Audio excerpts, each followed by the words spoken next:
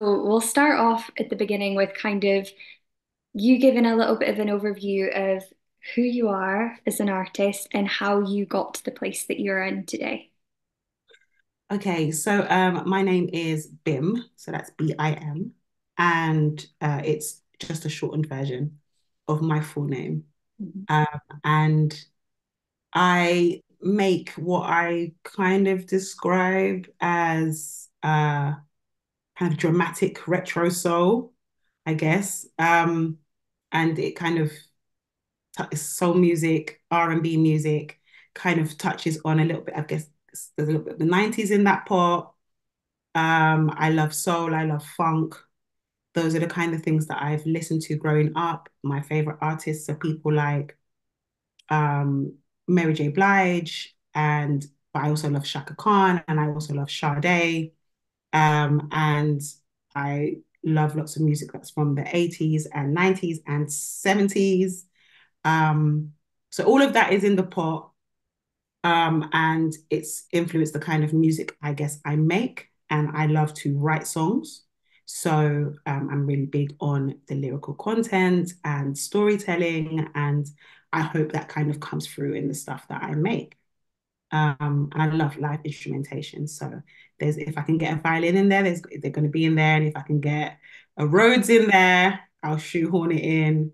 And yeah, I love to make music that will hopefully help people to feel something.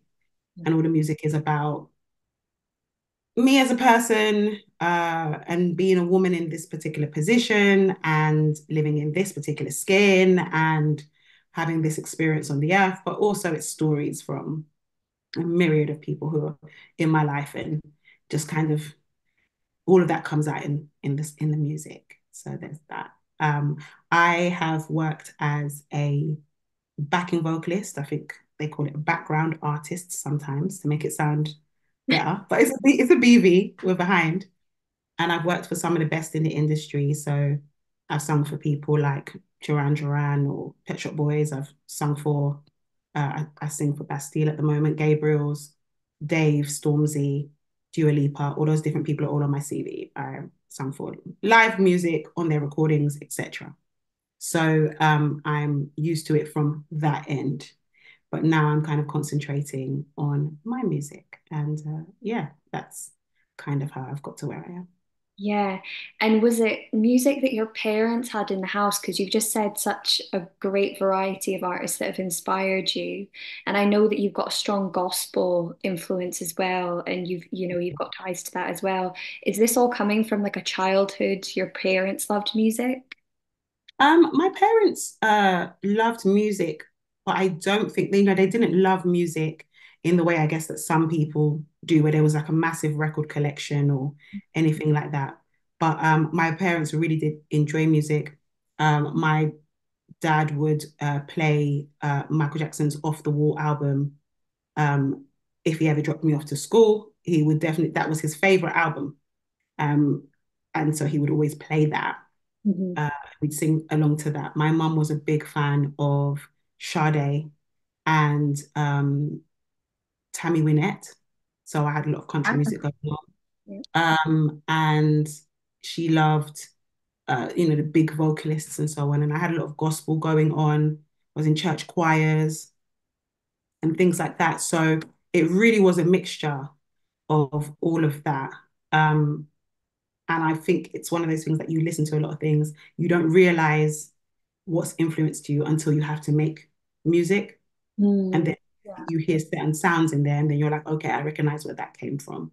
Mhm. So I guess the way that I will construct harmonies or the way I think about where I want to go in a song, it's influenced by the fact that I listen to lots of people who always have bridges. People don't like doing bridges anymore, but I love a bridge. Yeah. Yeah, so that it's things like that. So yeah, it came from my household, but it was definitely the stuff I listened to, and garage, jungle, breakbeat. I started off singing in drum and bass, so those were the first places I sang, as opposed to pop or anything else. I was doing drum and bass festivals, underground, that stuff. So I love that stuff, and so all of those bits kind of sit somewhere in my head, Yeah. and they come out at little in little places, I guess. Yeah. And when did you, because when we listen to you sing, it's such a gift that it feels like you've got. Obviously, you've had to work really hard on it, but it feels like something that's so natural in terms of your voice and the power behind it. When did you realize you had this gift, and when did you kind of start to really harness it? I mean, I appreciate you calling it that. I guess I don't think, sometimes I don't think of it in the same way, but it is a gift.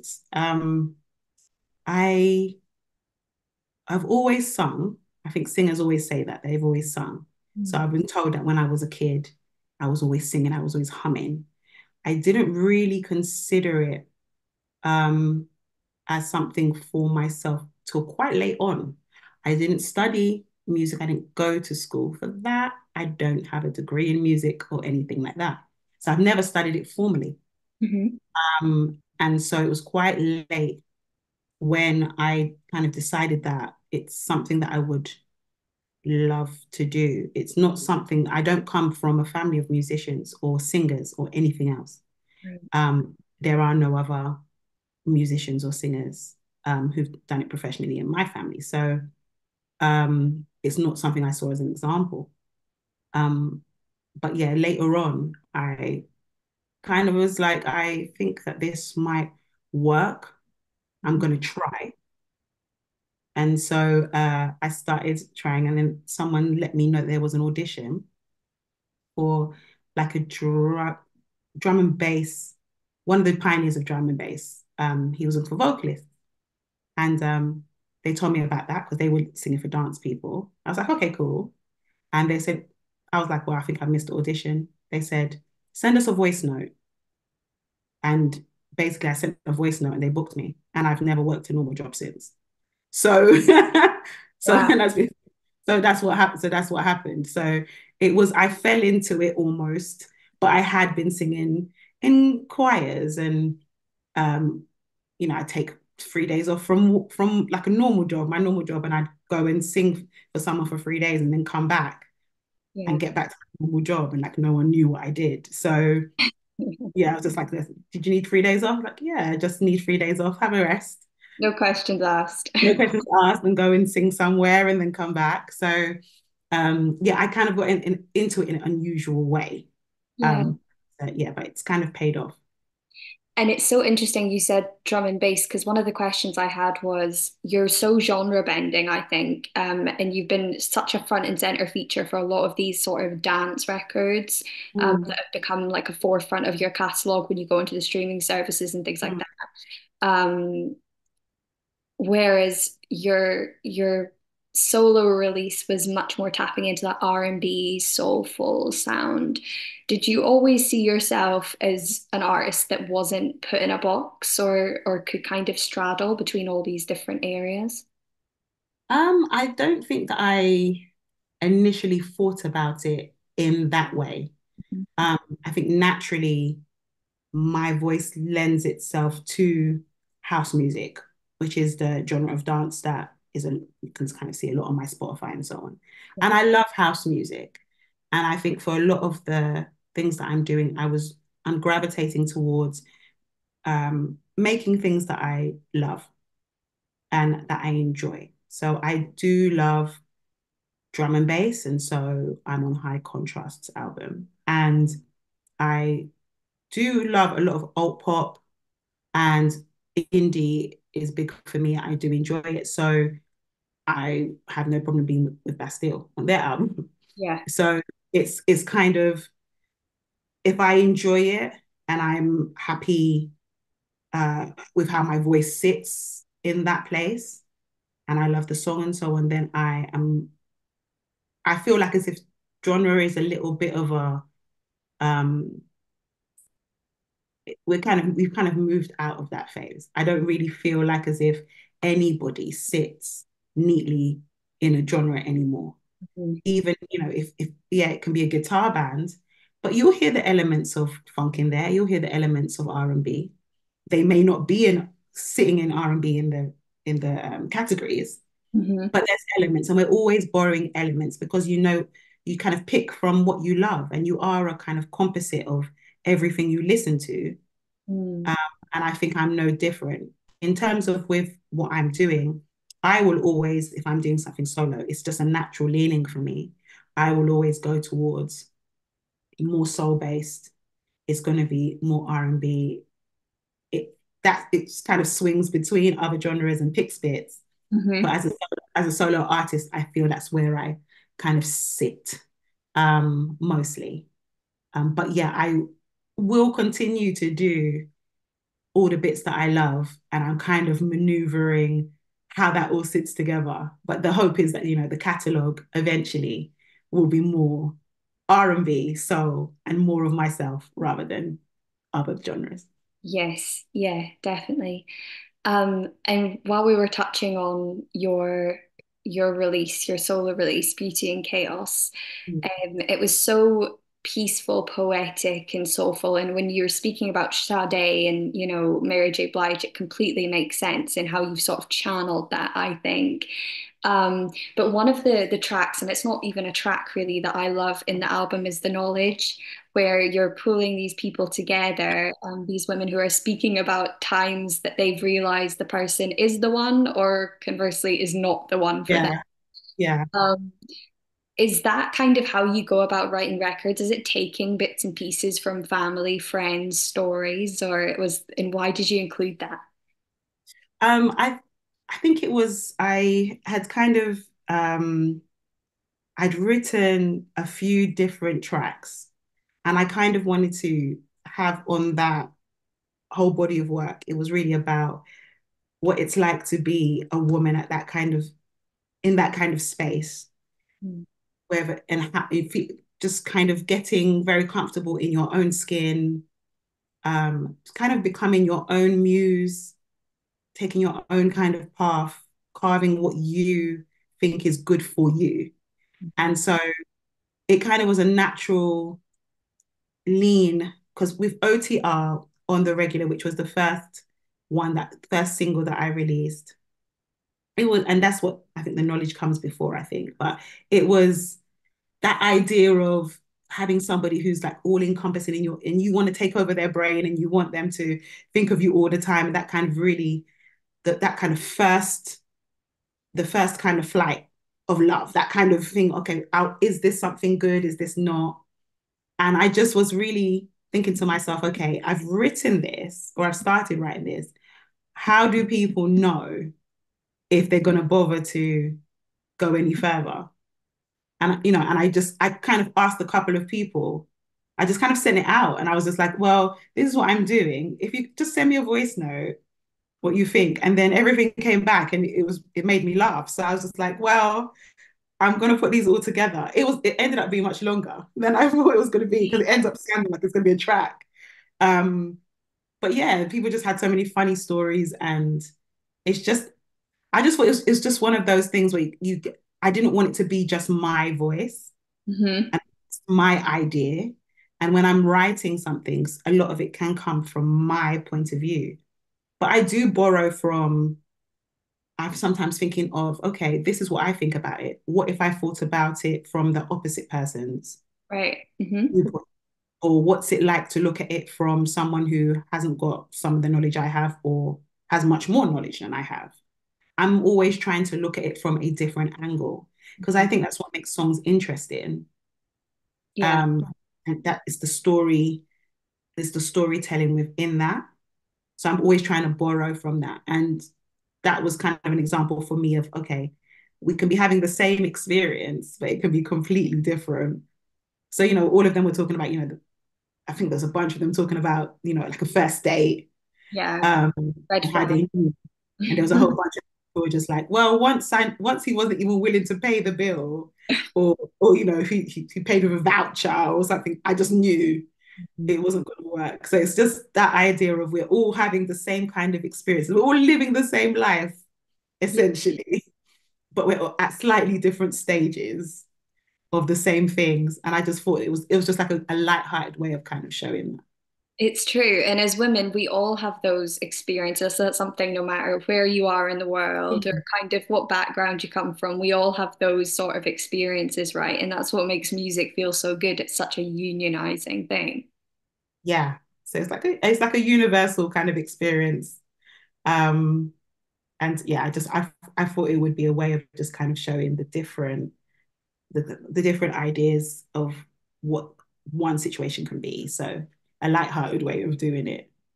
And in terms of your writing style, has your writing, I presume, has evolved over time, and as you've got more used to it, it's kind of changed. How do you go about writing a record? I It depends. For me, I end up writing some things super quickly. So sometimes I have an idea and it's almost fully formed at the very top. And I can just sit down and in 20 minutes, top to bottom, I've gone through it 3 times and honed the whole thing. Hmm. With some things, I make a concerted effort. I want to write about this.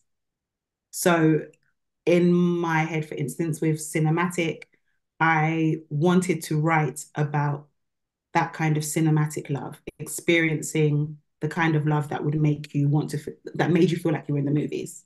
Hmm. I purposely was like, okay, well, I'm going to take my time with this and I want to cram it full of movie references.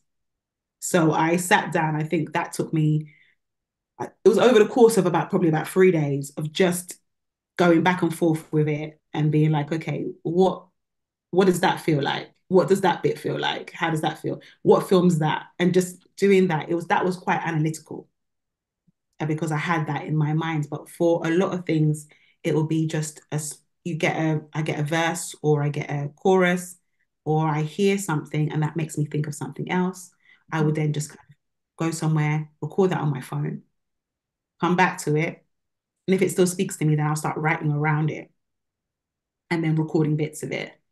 Um, And then once I've got it where I want it to be, then I kind of will flesh everything out and then start thinking about harmonies and this, that, and the other. And then I'll go into the studio properly and start to lay it out properly. But yeah, it's an organic process depending on what's happening. Sometimes you get like a verse and you're in the middle of the supermarket. So you have to quickly get your phone out before you forget it and look crazy in Marks and Spencer's or something and just like put it down quickly, and they're probably thinking to themselves, "Oh, who does she think she is?" But you just quickly put that down.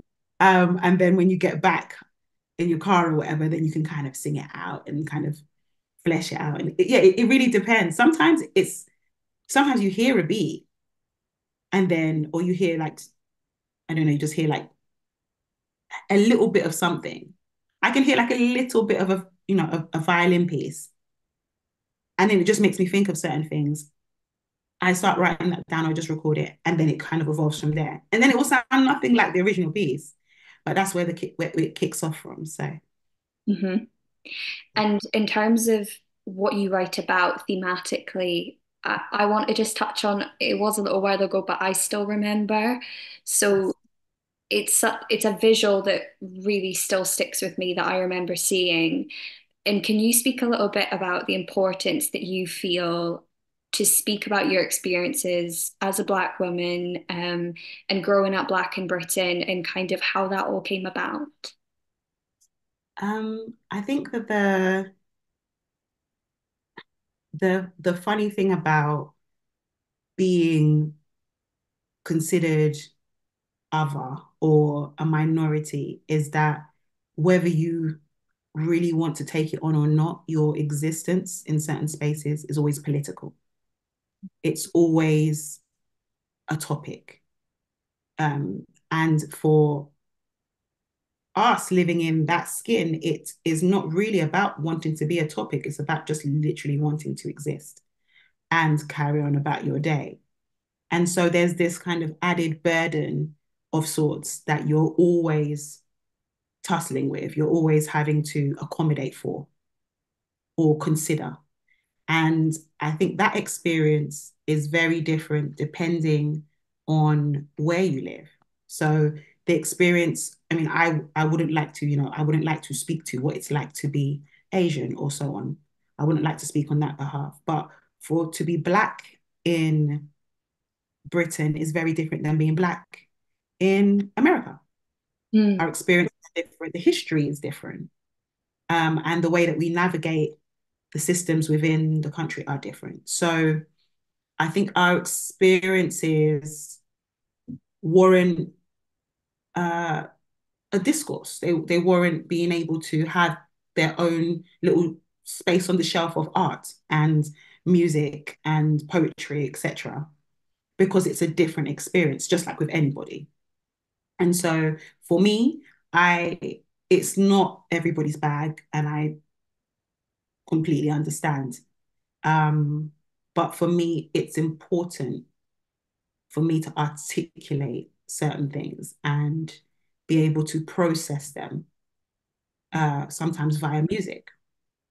For me, it's something that and as a person, I'm interested in politics, I'm interested in current events, I'm interested in things like that. Those things are important to me. So I some I appreciate being able to articulate that musically. Hmm. And that's what I still was for me. It was just being able to trying to articulate what it feels like um, to be in that position.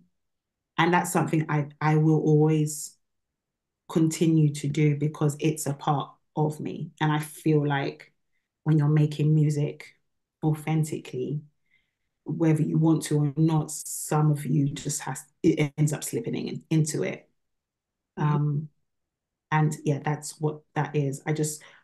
I like the idea of being able to articulate it, feelings and the thoughts and the life that some of us lead in a way that it can sit in that canon that people can reference it at some point and maybe get a glimpse Hmm. into what it's like. I don't expect people to want to listen to heavy topics all the time, but if it means that there's a little bit more understanding, Yes. uh, and people can kind of can get along better with other people because they have a little bit more understanding. Hmm. I think that's worth it. Yeah, and I know there was such an outpouring, I'm sure you felt it, of love and appreciation when that dropped, and you speaking about authenticity and sticking to what you believe in, that's definitely like like a stake in the ground of your artistry, I think. Thank you. I mean, it's sometimes it's a little bit difficult. You think to yourself, okay, is this going to be too much? Are people going to get it? Mhm. But I feel like, it doesn't matter what you make. Some people won't get it, and some people won't appreciate it, and some people won't want it, but some people will. So I was like, those who understand and appreciate it, they will listen to it. And hopefully, more people love it than not love it. So yeah, I love that song. It's one of the songs that it's got a little bit of my heart in it, and so I think it's important. It's an important song to me. Yeah. And in terms of authenticity and doing your own thing, I want to speak a little bit about Sessions of Ascension, which is your choir experience company. And you've had such great events with that. So from the King Charles coronation to more recently the Royal Opera House. Why is it important for you to be at the helm of something like that? And we've spoke a bit about gospel music already, but just to speak a bit more about that whole project. Um, it Sessions by Ascension came about via the very first, well, the first large thing that I put together, which was the coordinating the choir for the royal wedding. Mm. So off the back of that, I had so many different requests and just inquiries that I had to almost create something to be able to filter everything. But gospel music as a general thing is musically is my foundation. So I've been in gospel choirs, I've been in praise and worship teams, I've led, I've been part of the mass. And so I that's a genre that I love. For me, it has everything musically. Obviously, it is a spiritually based music. Mhm. And that goes without saying. Like it's not gospel music if it doesn't have that element to it. Um, but it has everything that you kind of want musically. It has nuance, it has drama, it has ridiculously good singing. You have to be a great musician to really be able to play gospel music. Um, and it makes people feel and people enjoy it because it leaves them refreshed after they've listened to it. And that's whether you've ever gone into a church or not. Like, there's not anybody I know who doesn't like to listen to a gospel choir. It's uplifting, if nothing else. So for me, creating what I've created and doing the events that we do, it gives an opportunity for me to be in a different space, both kind of like physically and mentally. It's enjoyable for me to put together other people who I know are incredible singers and incredible musicians.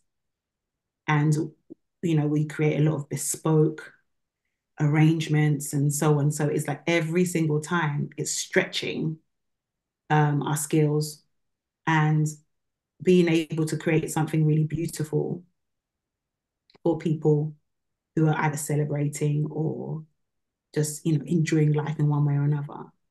That just appeals to me in general. So I love doing that. And it means that I now get into a completely different bag, which is arranging and conducting. And I'm able to use a bunch of skills somewhere that I am not necessarily going to use if I'm BVing or if I'm fronting a band for myself. So it means that I get to use everything, and I do love music and I love making music. So I like to be able to do everything. Yeah. And you've been in such close proximity to such great artists. I mean, you mentioned Bastille, which you were, supporting in the tour, and you've been BV for so many great artists as well. But is there anybody on your sort of bucket list that you would love to collaborate with? Ooh, okay. So if we're talking like collaboration, I would love to work with, and somehow maybe this will get to them. I would love to work with D Mile. Okay. Mile is I'm sure people know D Mile, but D Mile is he's a producer, incredible producer, and he has worked with Victoria Monet and Lucky Day, and he's kind of crafted their albums, and he's worked with so many other people. And kind of if you listen to any songs that kind of fit that kind of that genre, then you kind of will look in the credits and he'll be there. So I really feel like he kind of pulls out the best in those artists. Hmm. And those artists, they sit in R&B, but there's so many other elements in there. You can hear the funk, you can hear the old school soul, you can hear pop in there, Hmm. and the idea that you can then evolve, and you have like somebody on your side who likes to evolve as well. That's such a is such a wonderful asset to have as a singer or a musician, when you have someone who's sitting right by you as a producer as well, who gets that. So Yeah. I'd love to work with D Mal. Um, uh, I would, I mean, I think everybody and their cat would probably say Beyonce, Right. just because of, being part of the spectacular, the kind of the spectacle of what that can be and the scale of it. And there's very few artists now who can work at her scale. And that's a very different beast than most shows. Most people can't put on what she does. Well, I don't know if anyone can at this point. Um, but yeah, I mean, so that would be amazing to kind of do vocals on that or work on stuff over there. Also because she's in her genre bending Yeah. era. In her era. So, and we love that, a dip in country, a dip in R&B, disco, funk. I Mhm. mean, they're saying rock is coming, who knows? But yeah, it's so yeah, that would be really amazing. But then people that I've always like listened to, and I know lots of people are like, oh, don't meet your heroes and stuff like that. But I would love to kind of do vocals for like Sade, because that would be like the smoothest, most caramel like vocal trip ever, probably. That Um, I love Mary J. Blige and her knee-high boots, over the knee boots. Like I would, yeah, that would be my element. yeah. She's not very well at the moment, and I hope she gets much, much better. But people are always surprised when I say Celine Dion. That's vocals Yeah, for it's vocals forever and ever and ever. mm, Um, Her, Mariah, and Whitney, the trilogy. That was, in terms of vocals. And yeah, working with her would be incredible. yeah. Because I don't think anybody's got a voice like hers. Um, No, but yeah, I think those are some of the people. But then, if Scissor came and said, "Come and," I'd be there. If 100%. if Rihanna decided I don't feel like doing makeup for about a year. Um, I'm gonna start selling underwear and makeup for about a year, and I'll give you one more album because you get on my nerves so much. I'd be happy to, contribute over there. So yeah, I definitely anybody who takes their genre and can spin it on its head and you can learn from and is very brilliant in their own right, love to be part of it. Great. And we're running out of time, but the last thing I do want to ask, I feel like I have to ask for the fans, is what is coming next? What's coming next? What's coming next is new tracks in the next couple of months. Start dropping new music. There's a whole bunch of new music now. Um, Hopefully more shows. I've been doing small shows, and so we're going to do a bunch of that. Festivals. Um, this summer, and yeah, along with those shows, and hopefully a whole bunch of new visuals and all that kind of good stuff. So hopefully from like the top of summer, if it ever arrives, then new stuff is going to come rolling out, and hopefully people love it, and it's a step on from Beauty and Chaos. I'm going to take things a little bit further. Um, and yeah, hopefully people really love it. But yeah, definitely lots of new stuff is coming this year because it's been long enough. Cool. Okay. Brilliant. Well, that's that.